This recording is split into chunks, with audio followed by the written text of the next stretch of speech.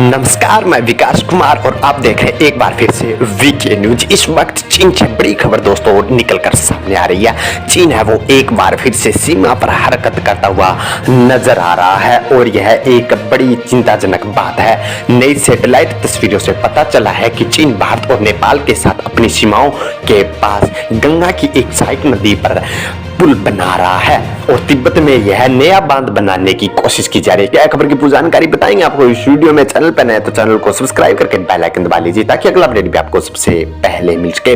कुछ दिन पहले ही एक और सैटेलाइट इमेज सामने आई थी और जिससे पता चला है कि चीन ने एलएसी के पूर्वी और पश्चिमी क्षेत्रों में सैन्य बुनियादी ढांचे और गांवों के निर्माण में तेजी से काम करना शुरू कर दिया है। इंटेल लैब में एक भूस्तानी खुफिया शोधकर्ता डेमिन साइमन ने गुरुवार को तस्वीरों को ट्विटर पर शेयर किया।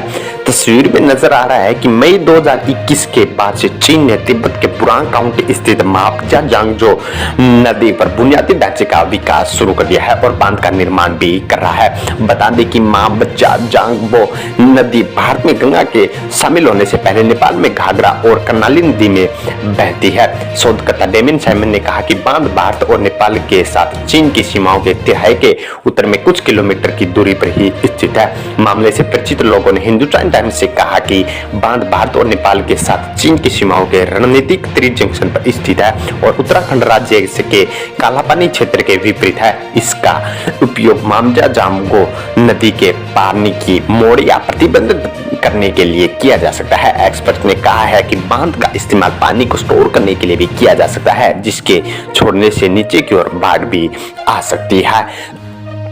तो दोस्तों यह एक बड़ी खबर इस वक्त निकलकर सामने आ रही है और चीन है वो अपने मंसूबों में यहाँ पर बार बार नई हिमाकत करने में जुटा हुआ है। भारत से है वो चीन एक बार फिर से यहाँ पर विवाद के घेरे में फंस सकता है। रिपोर्ट्स की माने तो चीन ने एलएसी के कई हिस्सों में दर्जनों गांवों का निर्माण किया है। विशेषज्ञों का कहना है कि इस कदम का उद्देश्य विवादित सीमा के साथ क्षेत्र के अपनी दावों को मजबूत करना है। वहीं भारतीय नेतृत्व ने कहा है कि एलएसी पर शांति के बिना चीन के साथ समग्र संबंध सामान्य नहीं हो सकते। दूसरी ओर चीनी पक्ष ने कहा है कि दोनों देशों को सीमा मुद्दे को उसके उच्च स्थान पर रखते हुए अपने संबंधों को आगे बढ़ाना चाहिए।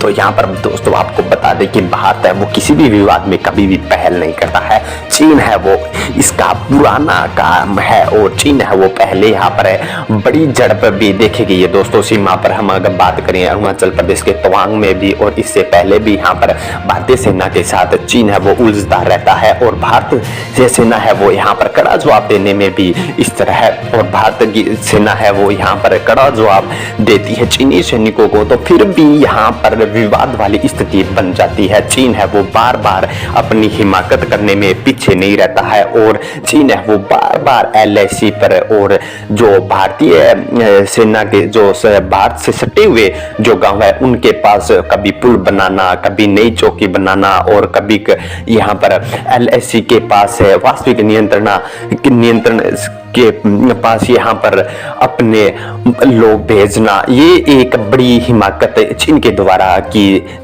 जा रही है। तो यह एक बड़ा सवाल दोस्तों उठता है कि चीन है वो अपनी हिमाकत से कब आ जाएगा।